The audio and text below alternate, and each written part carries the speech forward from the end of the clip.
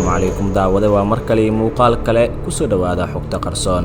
maantana waxaynu ka hadli doonaa wadada burburka ee Itoobiya oo noqon karta sidii Yugoslavia cadaadiska gudaha iyo dibadda ee dalkaas saaran maxaa wali hortaagan in Abiy uu TPLF ka adkaado ama isaga laga adkaado muuqaalkan ayaan ku soo koobi doonaa xaaladda dalkaas ee marba marka ka dambaysa ka sii daraysa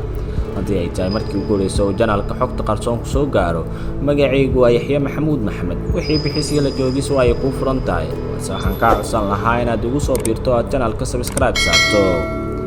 hagaag daawade wadada isgooska ee Itoobiya marayso halkii ay u dhaqaaqaysaa ayaan muuqaalkani ku soo koobayaa dadka qaar ayaa walaac badani ka muujinaya dagaalka deegaanka Tigray ka soo bilowday ee ku baahay deegaanada kale ee dalka qatar badan uu kala kulmayo halka qaarna ay aaminsan yihiin fursadaha gulufka colaadeed ku abuurma haddii sidooda loogu faa'iideysto sanadihii la soo dhaafay dhibaatooyin dalku wajahay xal waara loo heli karo sababaha keenay in dagaalka Tigray qarxo iyo khilaafka siyaasadeed ee u dhaxeeya deegaanka Tigray iyo dowladda dhexe ee dalka Itoobiya waxay ahaayeen maamulka deegaanka Tigray ee xisbiga deegaanka askari minaya ee TPLF oo u dhaqmaya si la mid ah gobolka madax bannaan dalka Itoobiya ama ka duwan deegaanada kale ee dalka Itoobiya ku jira ayuu yiri falanqeeyo siyaasadeed oo bariga dhexe Afrika falanqeeya arrimaha sida xawliga ay isku bedelayaan inay arintani dagaal dhiig badan uu ku daato uu sababi doono waxa lagu qiyaas badan yahay ama laga qiyaasaa diyaar garowga socda dagaalkii laga cabsanayay inuu dhacay bilooyin uu wali socda khilaafku u dhaxeeya dowladda dhexe iyo TPLF dagaalka ka horba waa uu soo ifbixiyay xisbiga heer qaran oo ku buhoobay 4 deegaan oo la oran jiray EPRDF markuu meeshuu ka baxaa oo lagu bedelay xisbiga EPP oo ay ku mideysan yihiin dad gaaraya 10 deegaan oo dalka Itoobiya uu ka kooban yahay dowladda dhexe ee Itoobiya markii uu isbedelku dhacay gool isu taagii mucaaradka TPLF waday intuu san fogaan in la saxo fusdii jiray kama aysan faa'iideysanayo yiri Dr. Wahibo Exar Freda oo culumta siyaasadda ka dhigay jaamacadda Bahardar bilowga hore ee isbedelka taageerida aad ku weyn ee dowladda shacabku ka helaysa iyadoo ka faa'iideysanaysa in tallaabooyin kala duwan ay u qaado si dhibaatooyinka heerka ay hadda gaareen aysan u gaarin fursado ayay jireen ayuu hadalkiisa daba dhigay haddaba ballaarashada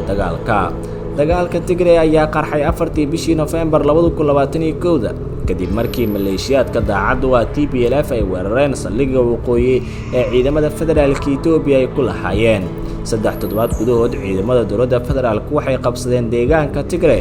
intaas oo badan iyo caasimadda Mekelle muddo bilooyin aan aflaagada TPLF waxay dagaal dhug Malaysia ka wadeen dhul buuraley ah oo bartamaha iyo koonfurta deegaankaas ku yaala dagaalkaas oo sii daba dheeraadayna wax uu geystay khasaare naf iyo maalba leh taas oo keentay in dalalka iyo hay'adaha caalamka Itoobiya cadaadis ku saaraan in dagaalka la joojiyo golaha ammaanka ee qaramada midoobayna dagaalka Tigray wuxuu marar badan ka yeeshay kulamo uu kaga arinsanayo hayeeshee dabayaaqadii bishii Juun ee sanadkan dowladda dhexe Itoobiya waxay ku dhawaaqday xabad joojin hal dhinac waxaana isaga soo baxday deegaanka Tigray intiisa badan iyadoo ka soo bixitaanka Tigray uu sababaysay si beeraleyda deegaankaas ay waxbarashadooda fursad u helaan maadaama xilli roobaad lagu jiro oo beer badan ay sameystaan hayeeshee TPLF dagaalka ay halkooda ka sii wadeen waxaana isku ballaariyeen bariga waqooyiga bartamaha iyo koonfurta deegaankaas waxaana ay qabsadeen magaalooyin ku yaal deegaanada Amxaarada iyo Canfarta bilooyinkii u dambeeyayna dagaalku wuxuu ka socday gudaha deegaanada Canfarta iyo Amxaarada dagaalka oo ay ka wada qayb qaadanayeen dhammaan maleeshiyaad iyo ciidamada gaarka ee ka socda dowladda deegaanka dalka Itoobiya oo garabsanaya ciidamada dowladda dhexe hareereynta lagu hayo Tigray inta laga qaadayo halgankanaga waa uu soconayaa ayuu yiri afayeenka TPLF Getachew Redo dagaalka shacabkeena lagu soo qaaday inaan iska difaacno waan sii wadeynaa ayuu yiri madaxweyne ku-xigeenka deegaanka Amxaarada Vanta Mandavero cadaadiska gudaha iyo dibadda ayaa sidoo kale caqabad kala noqotay dagaalka Tigray ku bilowday si ballaaranaya fallaagadan ay ku dhaqaaqayso galbeedka dalkaas dagaal beeleedyada gobolka qaar ka dhacay dhibaatooyinka sanado badan soo socda oo isbiirsada ayaa xaaladda Itoobiya ka dhigaysa mid cakiran waxaana intaas dheer cadaadiska reer galbeedka ku hayaan dalka Itoobiya tan iyo wixii ka dambeeyay markii uu bilowday dagaalka Tigray iyo dhulka xadka ay Suudaan qabsatay oo labada dal ku muransan yihiin waxaana ayagu ay ka mid yihiin caqabadaha kale ee dalka Itoobiya soo wajahay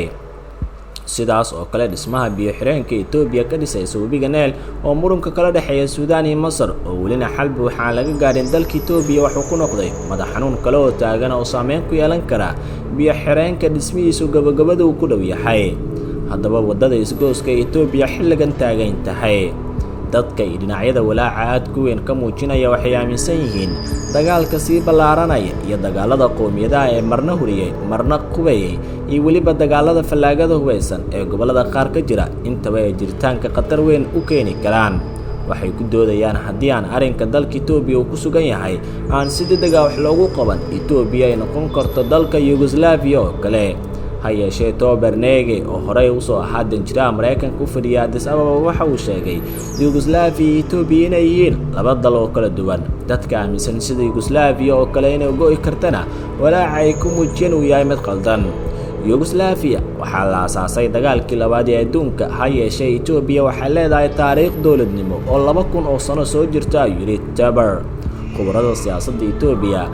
aad ayay ugu dhundaleelaan waxay ka aaminsan yihiin xaaladda Itoobiya ee hadda ay ku sugan tahay inay dhaafsiisan tahay isgoosyadii horey u soo mari jirtay. Itoobiya hore waxay u soo martay isgoosyo jiritaankooda khatar aad u badan geliyay, balse tan iyo hadda ay ku sugan tahay kuwii hore waa ay ka duwan tahay, waxaana khatar badan ay tahay tan haddii aan xaaladda si degdeg ah wax loogu qaban dowladnimadu waa ay burburaysaa. dowladdu hadday ay burburtana dhibaato badan ka dhalanaysa ayuu yidhi Dr. Wahibo Exar. xaaladda Itoobiya ayaa ahaan doonta mid dunida ay falanqeyso. Itoobiya mid ka mid ah wadamada ugu dadka badan dunida ahna wadanka saddexaad ee ugu dadka badan qaaradda Afrika. waxa uu leeyahay dowlad ciidan badan leh, sidoo kalena hay'adaheeda dawliga ay si weyn u shaqeeyaan, balse sanad iyo wax ka badanba waxa uu curyaamiyay dagaalka qoomiyadaha ee dalkaas ka socda. waxaana xusid mudan in guud ahaan dalka dhaqaalihiisa hoos u dhacay. Abiy Ahmed oo doorashada sheegay in isagu ku guuleystay iyadoo aysan ka dhicin deegaanada qaar sida dowlad deegaanka Soomaalida, TPLF deegaankeeda iyo deegaano kale oo yaryar. waxa uu aaminsan yahay in dalka isaga uu ku wado gacan bir ah oo uu geyn karo meel ka muhiimsan meelaha ay hadda ay joogto Itoobiya. su-aasha isweydiinta mudan taagnaan doontana waxay tahay Itoobiya miyay raaci doontaa wadada Yugoslavia oo kale, mise waxa ay sameyn doontaa badbaado qaran si ay ka badbaado buundooyinka, dhibaatooyinka iyo nolosha cakiran ee xilligan ku hareeraysan dalkaas. muuqaalkan aragtidaada ka dhiiba daawade. nabadgelyo.